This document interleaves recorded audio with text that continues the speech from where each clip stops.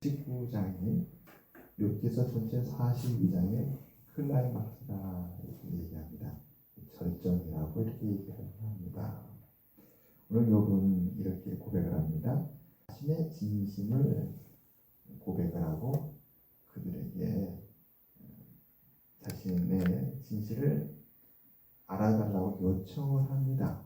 그런데 그 세 친구가 욥의 대답을 부정하는 거예요. 여러분, 우리가 쟁론이라고 하잖아요. 문제. 친구들과 욥의 대화를 살펴보면 욥이 친구들의 말에 자기의 진실을 고백하면 할수록 비난이 더 커져요. 참 희한한 일이 벌어지죠. 분명 그들은 욥을 위로하려고 왔는데 일주일 동안 욥의 고난을 보니까 그 고난이 너무나도 컸습니다. 그래서 그들이 욥을 더 깊이 위로하는 쪽으로 가는 것이 아니라 이것은 틀림없이 욥에게 큰 죄가 있구나, 욥의 신앙이 잘못되었구나, 그는 하나님 앞에 지금 심판을 받고 있는 것이구나라고 판단하는 쪽으로 가버리게 됩니다. 그러면서부터 욥과 친구들 사이에 논쟁이 시작되고 욥은 너무 마음이 답답했어요. 자기의 말을 받아듣지 않으니까. 그래서 오늘 그는 이렇게 고백하는 것이죠. 친구들이 내 말을 받아듣지 않는데 나의 진심이 영원히 돌에 새겨졌으면 좋겠다라는 것이 그의 고백입니다. 그리고 그는 또 이렇게 고백을 합니다. 나의 대속자가 사라지니 마침내 그가 땅 위에 서실 것이라. 자기를 대변해주고 자기의 변호자가 되고, 그래서 자기를 친구들이 비난하고 조롱하고 책망하는 모든 것으로부터 구원해 주실 분이 살아계실 것을 그는 믿었다는 것입니다. 그분이 언젠가 이 땅에 오실 것인데, 그러면 나의 이 억울함을 그가 풀어주실 것이다 이렇게 욥은 고백하고 있는 것입니다. 욥의 심정이 어떠한지를 이 말씀이 우리들에게 얼마나 절절히 전해주는지 모릅니다. 욥은 참 마음이 고통스러웠을 거예요. 파일럿이라는 영화를 보니까 조정석 그는 공군사관학교 수석으로 졸업하고 각 항공회사에서 서로 스카웃 하려고 했던 그런 실력 있는 사람이었습니다. 아주 훌륭한 인재였죠. 마침내 한 항공사의 조종사가 돼서 기장으로서 그는 자기의 직업을 이제 경력을 쌓아가게 됩니다. 그에 대한 평판이 아주 훌륭했어요. 그가 비행기를 운전하는데 그 운전한 비행기를 타게 되면 언제 이륙했는지 언제 착륙할지 모를 정도로 너무나도 편안하게 비행기를 운전하고 몰았다, 이런 평가가 나와서 그는 한순간 스타가 되었습니다. 그런데 말 한마디 술자리에서 잘못되어서만 그는 그 모든 것을 다 잃어버리게 되었죠. 다 잃어버리고 나서 그는 어떻게든 다시금 잃어버린 비행기 조종사의 그 직업을 되찾으려고 애를 씁니다. 그러다가 아내가 그에게 이혼을 요구합니다. 그래서 조종사가 묻는 거죠. 왜 나에게 이혼을 요구하는가? 내가 최선을 다해서 지금 다시 이렇게 직장을 되찾으려고 하지 않느냐? 내가 직장을 잃어버린 것은 그건 실수였다. 얼마든지 이해할 수 있는 거 아니냐? 그러자 그의 아내가 당신은 내가 왜 이혼하려고 요구하는지 그 진짜 이유를 모른다. 그러면서 그 이유를 얘기하기 시작합니다. 그 이유는 뜻밖에도 당신의 관심은 훌륭한 조종사가 되고 직장에서 경력을 얻고 인정을 받고 그래서 훌륭한 비행기 조종사 여기에 당신의 관심이 있고 거기에만 마음이 있다. 내가 당신과 결혼하게 된 것은 또 당신에게 원하는 것은 당신이 가족을 사랑하기를 원한다. 내가 원하는 가족이지 비행기 조종사가 아니다. 당신은 비행기 조종사를 선택이기 때문에 내가 원했던 것과 같지 않으므로 그래서 이혼하려 한다. 이렇게 대답을 합니다. 깊이 생각을 해볼 수 있는 아주 중요한 대사였어요.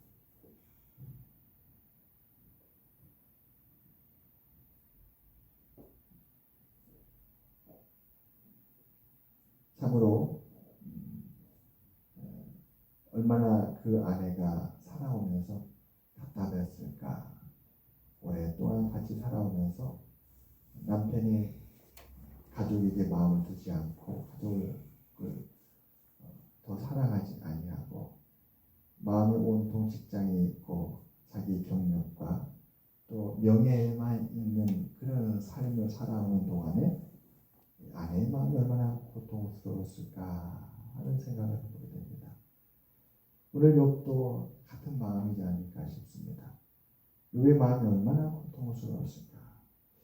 그래요. 우리는 욥기서를 보면서 친구들과 욥의 긴 동심으로 귀를 경청하고 그 고통을 받아준다는 것이 얼마나 중요한지 친구들이 욥의 고통에 귀를 기울여 받아주었다면 아픈 마음이 치유가 되지 않았을까 싶습니다.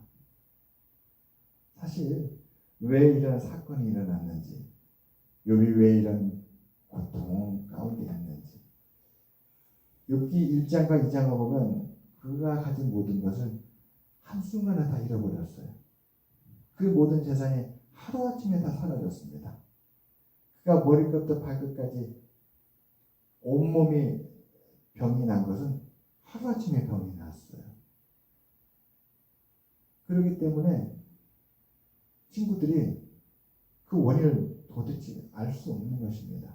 이것은 오늘날의 어떠한 사람이라 할지라도 생물학적으로, 의학적으로, 사회학적으로 누구도 규명할 수가 없습니다. 이러한 사건이 몇 년에 걸쳐서 차츰차츰 조금씩 이루어졌다면 그 원인을 찾아 들어가서 왜 그렇게 됐는지를 짐작을 할 수가 있을 것입니다. 그런데 이것은 사람이 도저히 발견할 수 없는 전혀 원인을 찾을 수 없는 순식간에 일어나는 사건입니다. 그러므로 그 원인을 갖다가 찾아서 밝히고 그래서 이 모든 일의 판단자가 되어서 욥에게 이 모든 것을 심판하고 판단하고 이렇게 접근하는 방법은 옳지 않은 것이죠. 정말 알 수 없다는 걸 인정하고 욥이 얼마나 큰 고통을 겪고 있는지를 받아들였더라면 사실 욥이 겪고 있는 고통은 오늘뿐만 아니라 그 당시에도 그와 같은 고통을 겪는 사람들이 아마 없었을 것입니다.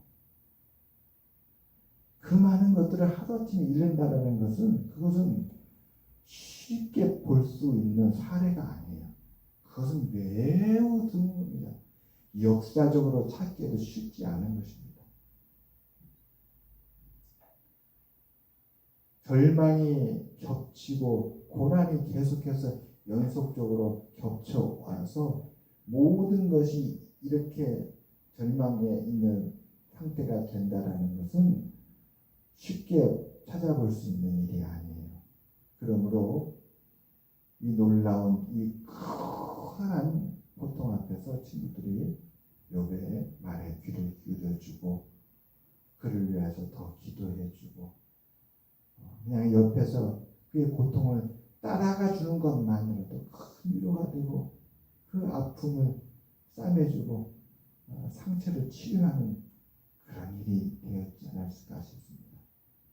그래서 우리가 이 욥기서를 통해서 우리 이웃의 고통과 또 가족 고통에 귀를 기울이고 그들을 위해서 기도하고 함께하며 내가 그 고통을 해결하려 하는 것보다는 해결할 수 없다라는 그 현실 앞에 인정하고 자기의 한계를 인정하고 위하여서 마음을 같이 하고 고통을 함께 짊어지고 나누는 것, 이것이 얼마나 우리에게 필요한가를 이 욥 기사가 우리에게 너무나 보여준 것입니다.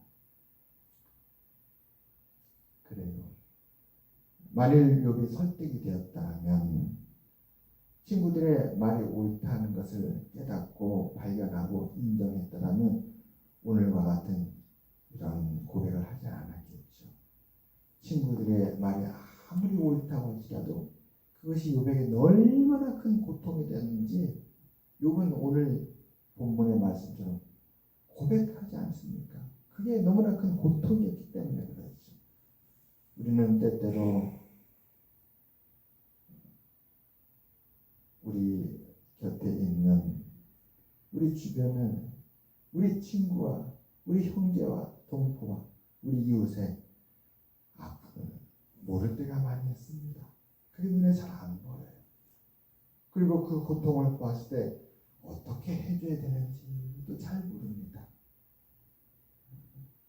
사실 우리가 이 욥을 보면서 우리의 현실을 들여다보지 않는가 싶습니다. 그러면서 우리도 이 욥에 일어난 이 일들을 통해서 배우게 되는 것이지요. 우리가 했던 일들이 도리어 더 큰 고통이 되어 줄 수 있겠구나. 그와 같은 고통을 우리가 만나게 됐을 때 우리에게 필요한 것은 마음으로 그 고통을 이해하려고 노력하고 귀를 기울여 들으려고 하고 또 받아들이고 함께 하려는 것입니다. 여기에 중요한 것이 바로 희생이 아닌가 싶습니다. 참 희생은 되게 어려워요. 그렇죠. 여기 가장 고통스러워 답답했던 것은 그의 의로움을 받아들이지 않았던 것이죠. 받아들이지 않는 것은 내가 옳다라는 것이 상대방이 받아들이지 않을 때에 그것이 얼마나 큰 고통이 되는지 모릅니다. 왜냐하면 그것은 비난이 돼서 돌아오기 때문에. 우리가 가장 힘들어하는 것 중에 하나가 억울함 아니겠습니까? 억울함. 나는 이런 비난받을 일을 하지 않았는데 내가 억울하게 비난을 받는다. 나는 이 고통을 당할 이유가 없는데 주변의 사람들이 억울하게 나에게 이런 고통을 줬다라는 것이 우리의 마음에 큰 고통입니다. 여기 바로 그런 고통을 겪고 있습니다.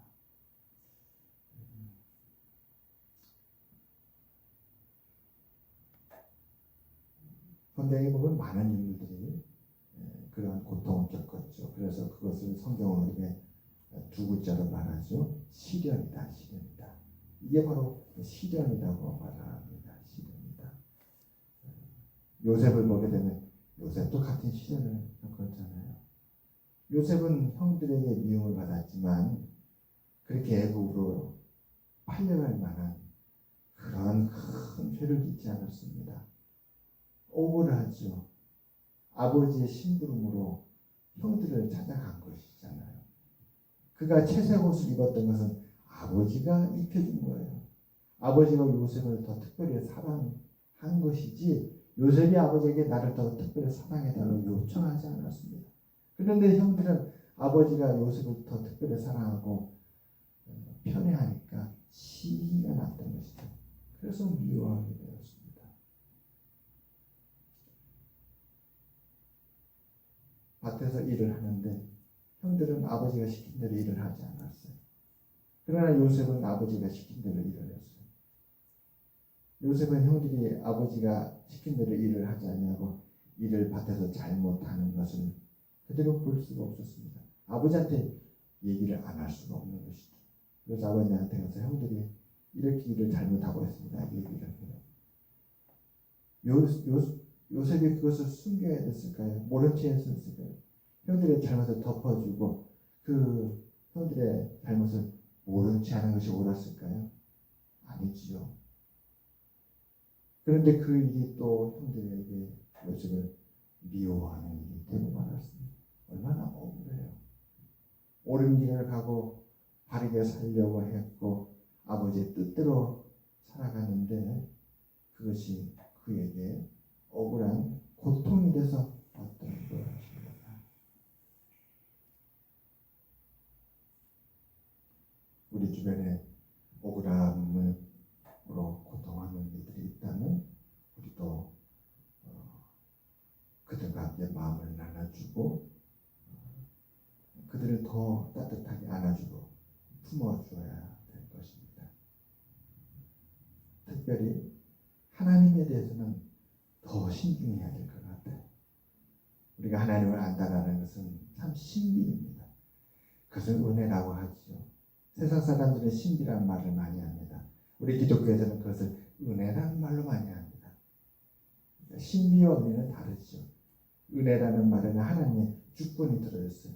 하나님께서 의지적으로 우리에게 베풀어 주셨다는 뜻이 그 안에 들어있습니다. 신비라는 것은 놀라운 현상이라는 뜻이 그 안에 강하죠. 그래서 우리 기독교에서는 성경에서는 은혜라는 표현을 합니다.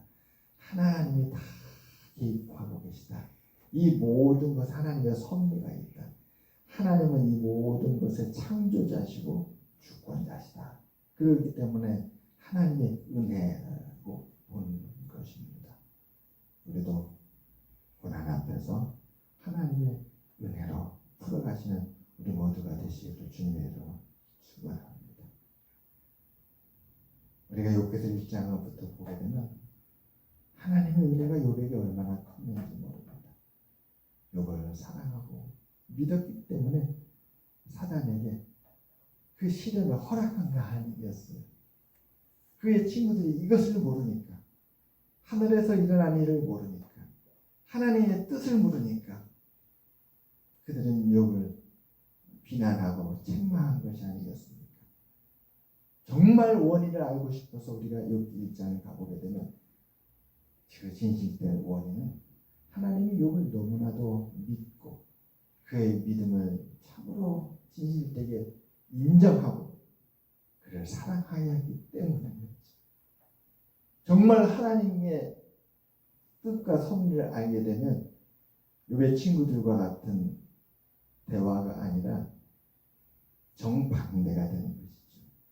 욥을 칭찬하고 더 높이고 그를 귀하게 여기고 그를 위하여서 그를 대신하여서 함께 고통을 나누어 그러지 않겠습니까?